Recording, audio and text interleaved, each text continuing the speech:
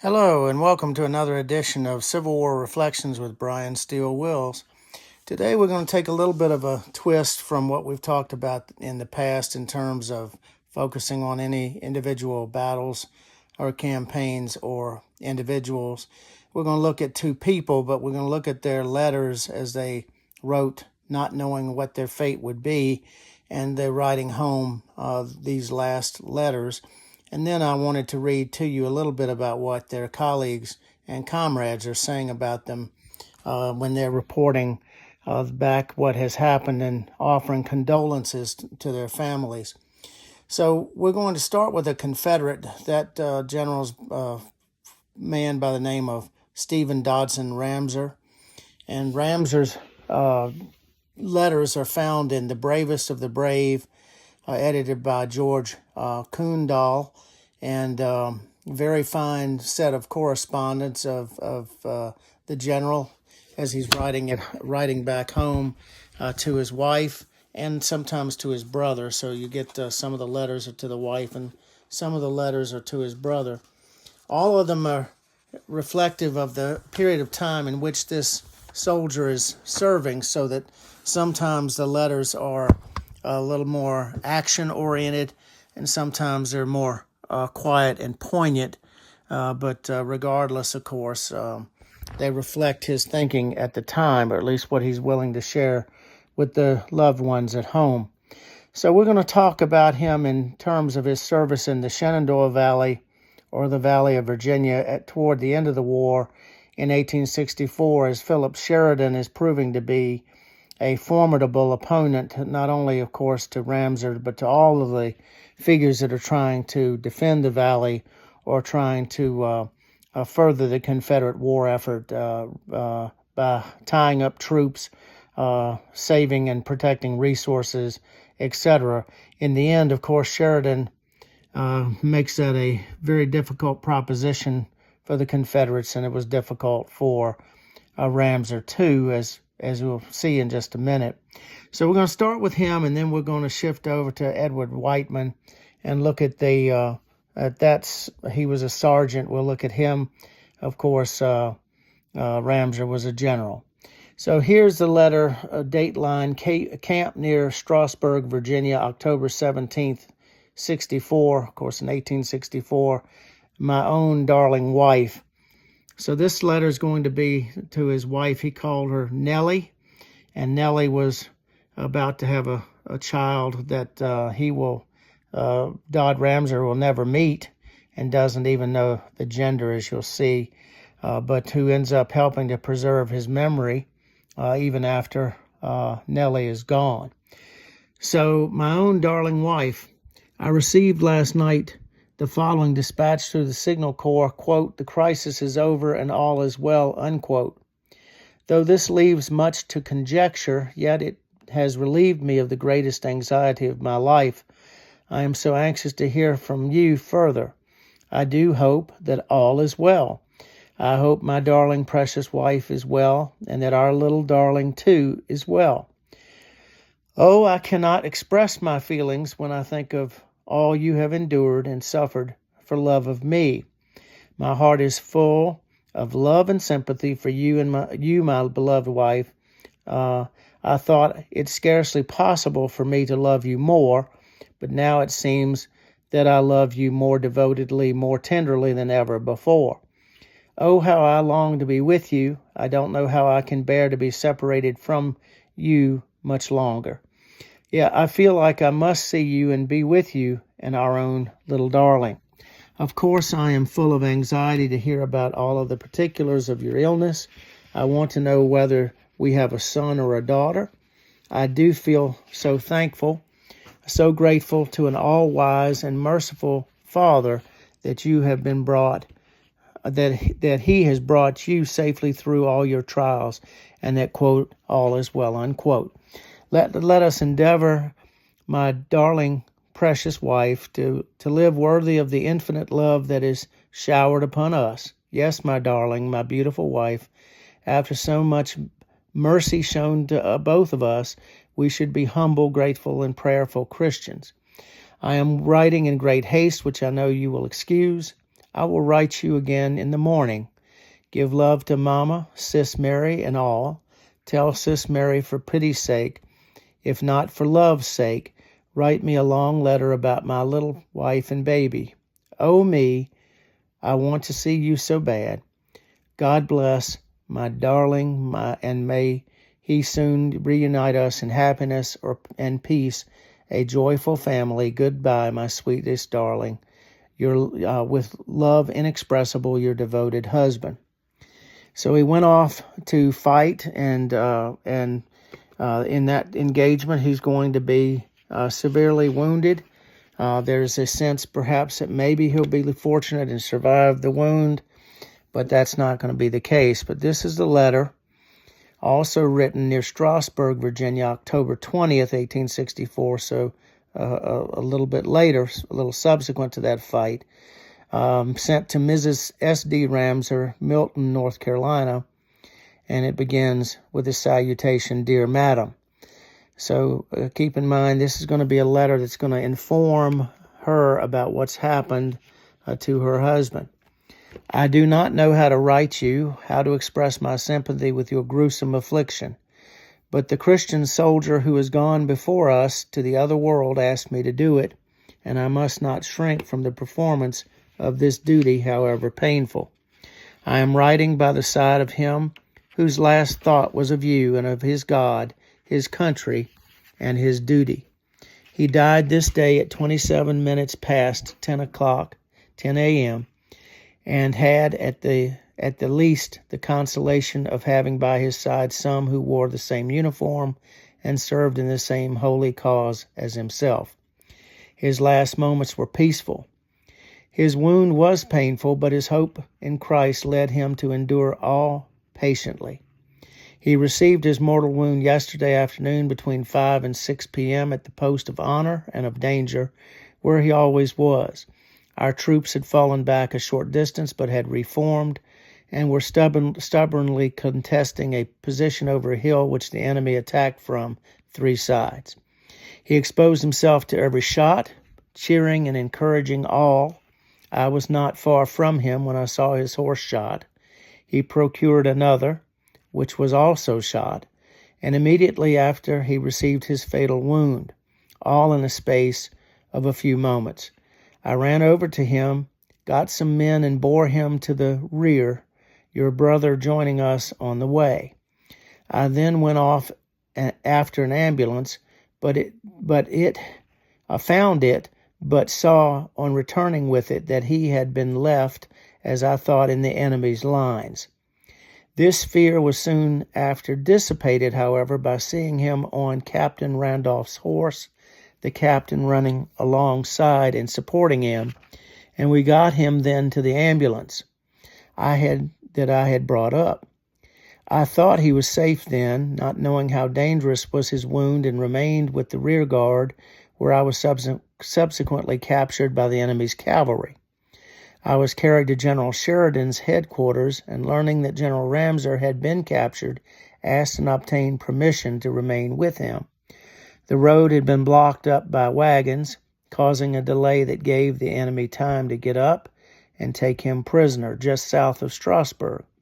Many of his former friends, West Pointers, called to see him yesterday and today and offered every assistance in their power, General Sheridan himself being among the number. I believe it was also Wesley Merritt and even George Custer that came to visit the stricken Ramser. He was taken to General Sheridan's headquarters and made as comfortable as circumstances would permit.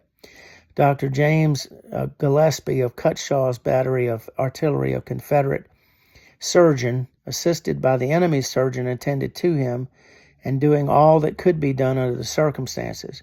He suffered a good deal from his wound, the ball having entered his right side, penetrating the right and left lung, and lodging near the left side, but the end was peaceful and quiet. He spoke continually of you and sent very many messages to his family, but above all to his wife.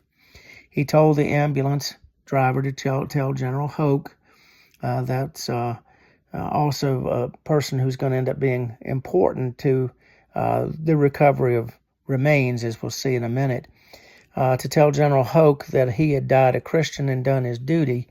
He told me to give his love and send some of his hair to his darling wife, and often wished that he could once see his wife and little child before he died. He told me to tell you that he had a firm hope in Christ and trusted in to meet you hereafter. He died as became a Christian soldier, a Confederate soldier, and a firm believer. I enclose the lock of hair he desired sent to you. I have turned over to Dr. Gillespie such articles, money, and etc. as he had about him, retaining myself as a memento a small pocket comb. I do not know what became of his watch. It was not in his pocket. I suppose he must have left it somewhere, as I cannot conceive how it could have been stolen.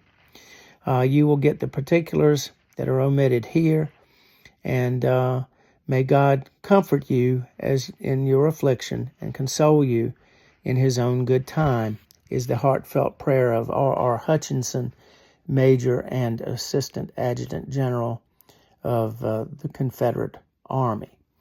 Ramser's body will be embalmed in Belgrove, with the body wearing a full dress uniform with a boutonniere that he had on him at the time in the battlefield. And then he will be put into a casket where he will be returned, and under flag of truce, Robert Hoke, the general that was mentioned earlier, received the casket and brought the remains to the Capitol, where the body lay in state. On November 6th, the train bearing Ramser's remains will arrive in Lincolnton, and it's at that point the coffin is opened for viewing at the Presbyterian Church, and after the funeral, Ramser is laid to rest ultimately in the Episcopal Cemetery.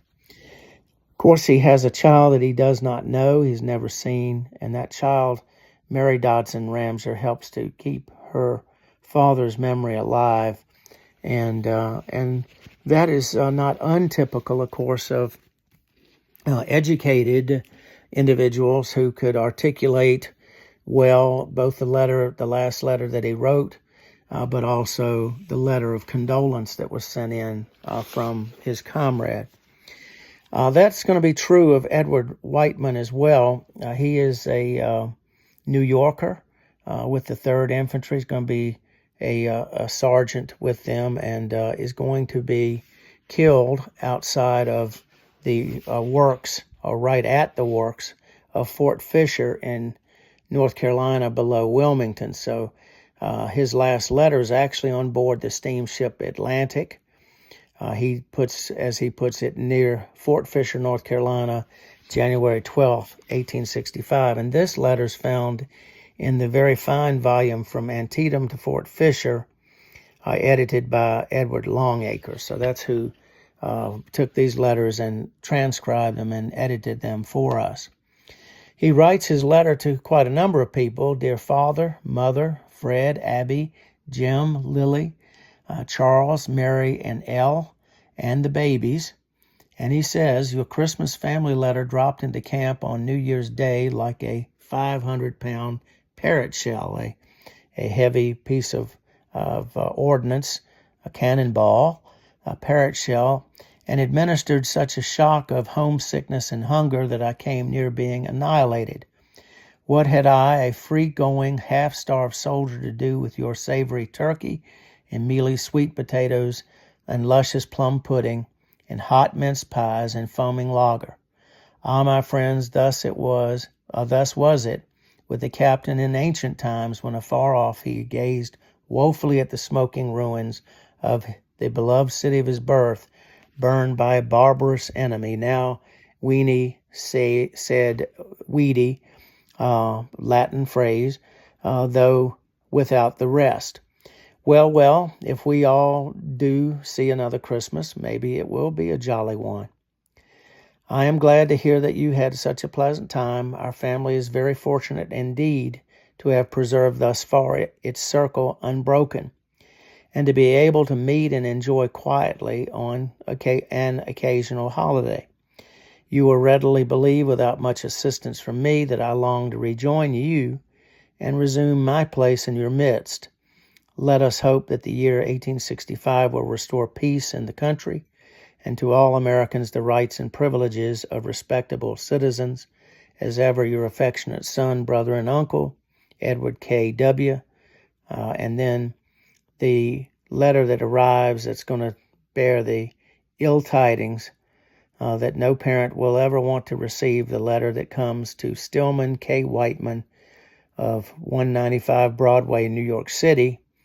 And that letter is dated from Fort Fisher, North Carolina, January 16th, 1865, so only a short few days later.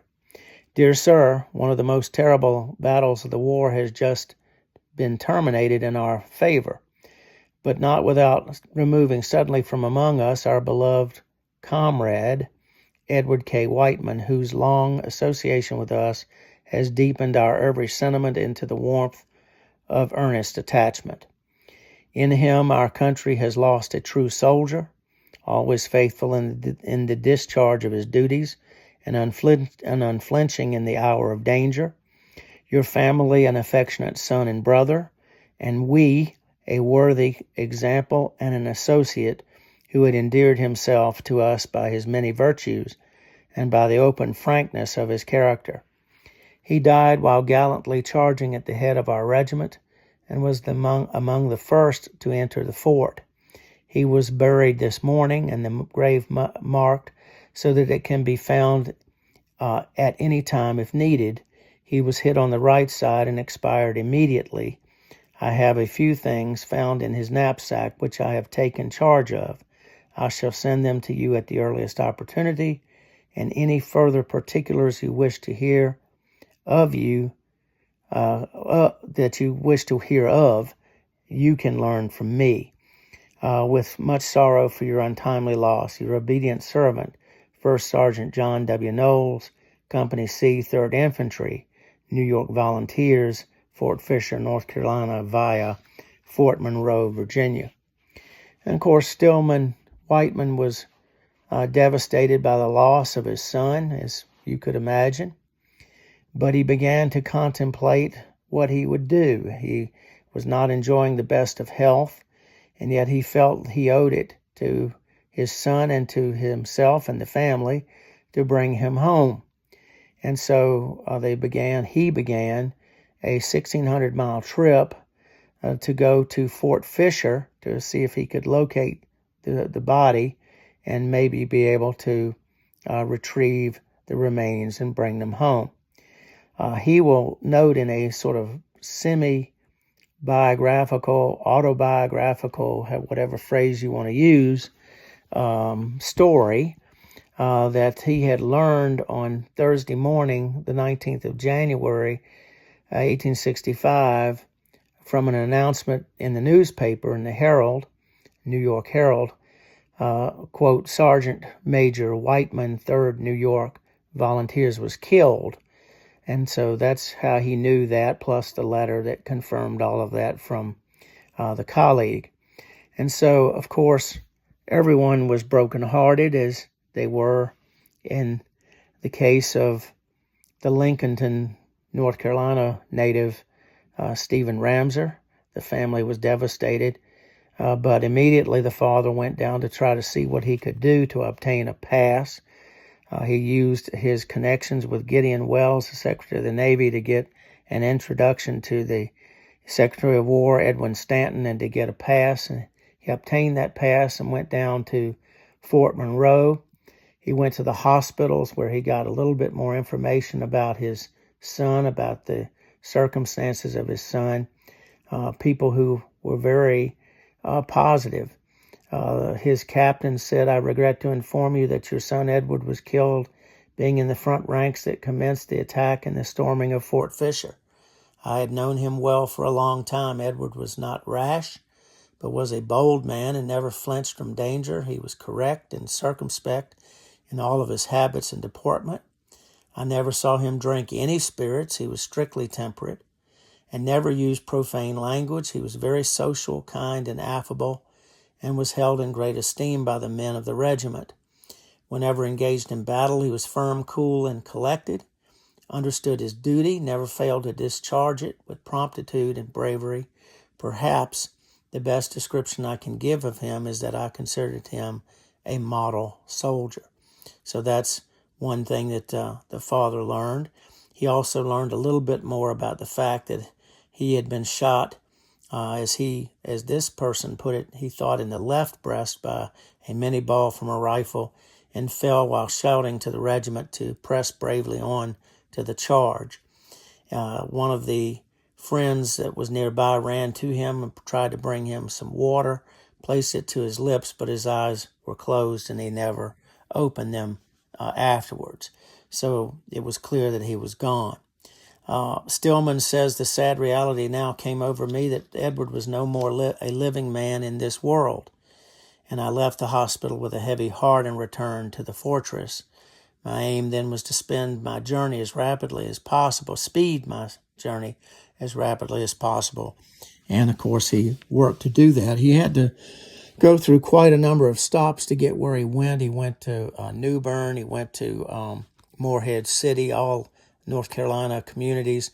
He eventually got on the transport Montauk, where he went to Fort Fisher. He made his way onto the grounds. He tried to find what he could. He asked a nearby soldier if he knew anything, and the soldier pointed him to a number of graves that he thought were just over on another part of the ground, and he went over to try to see what he could find.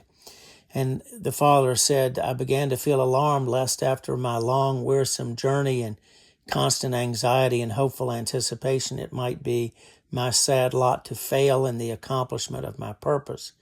And yet I could not delay a moment in my eager efforts. And he began to look from point to point. So he went to the nearest grave, no indication of a marker. The next grave had a small, narrow pine board erected at the head. He said, I turned my back to the wind to keep off the flying dust, and leaning over the grave and looking through my spectacles, read the following words, legibly written with a small lamp black brush upon the board: Sergeant Major, 3rd New York Volunteers, NYV, E.K. Whiteman. And of course he said, my heart leapt with joy that I had found my son. No tongue or pen can describe my feelings. And he was able to gather himself and then, of course, make arrangements to have his son's remains brought home, where they were able to have a suitable burial ceremony. So that was the story of Edward Whiteman of New York and Stephen Ramseur of North Carolina, both killed in the war. One of the books that I wrote was a book called Inglorious Passages, Non-Combat Mortality in the Civil War. And my point of that was to try to find all of the ways in which people perished, but not in the circumstances that these two did in the face of the enemy. So they perished either by friendly fire or disease, which of course was the most common way that people died, accident, Mother Nature, whether they drowned or they had sunstroke or they had lightning strikes or whatever it was, and foolish accidents and situations that frankly you kind of sort of think of in the old days, like thinning of the herd, and the whole notion that the strongest will survive because the weakest take themselves out. And so, that sort of Darwin syndrome, if you will. So one of the things that happened with some of these folks, one of them was a fellow who was smoking a cigar while carrying an open cask of powder. And the diarist says he blew his head off. Those mortar men are always said to be careless. So the empty chair, the vacant chair, which is a very common idea that people, the circle would be broken, the chair would be empty, that people would not come home, certainly fit the circumstances of these two individuals. And they've obviously proved themselves to be very brave and courageous soldiers, but also very erudite very wise individuals, because, of course, you saw in both of them both were men of letters. Of course, those who did not have an education had the same experiences, the same kind of losses and sufferings, and the empty seats or vacant seats at their tables as well. So certainly education was no buffer, but it was also not unique. These individuals, so many of them, wrote phonetically. Some of the soldier letters you can read if you say them out loud, because you can actually pronounce what they're saying better than you can read it. And in all of those cases, they're sharing their thoughts, their hopes, their dreams, their worries, their concerns. And that was certainly true of Ramseur and Whiteman as well. I wrote also a book about William Dorsey Pender, who went off to Gettysburg. Wrote his wife a letter in which he described the countryside he was seeing, the people that he had come into contact with, and very emotional letters as well, because, of course, you're going into, every time you go into one of these operations, harm's way, with the sense that you may not come out. And when he gets to Gettysburg on day 2 of Gettysburg, William Dorsey Pender, struck in the thigh, is carried off the battlefield. There's a strong belief that he will survive, and yet complications set in. There points at which some of the suturing that had been done came loose and had to be redone, and ultimately a leg taken. And then Pender, in the same way Ramseur expressed his love of his wife and family, and the wish that he was able to see them, and yet the sense that in short order he would see them one way or the other in the final reckoning, when they reached their final destination as Christians. And that was the way Pender looked at his life. The book that I wrote was Confederate General William Dorsey Pender, The Hope of Glory. He certainly had a desire for earthly glory, but he had a desire for heavenly glory as well. And again, as much because he knew that if something should happen, that he and his wife would be reunited one day and their family in a better place. So those are a couple of the stories of individuals who wrote these final letters, of these letters of condolence that were written to family members. In the case of Whiteman, of the attempt to bring the loved one to rest at home. Pender is in Tarboro, buried at a church there, and a beautiful setting. I'm sure the same is the case for Whiteman.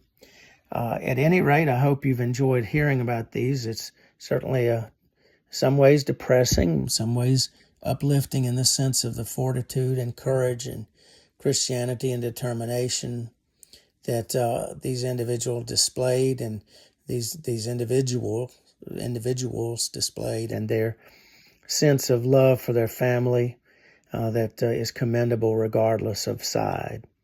So again, whether they wore the blue or the gray, the butternut, these lives mattered, and it's the remembrance of these letters and these lives that make Hope This podcast meaningful to you. If so, let me know.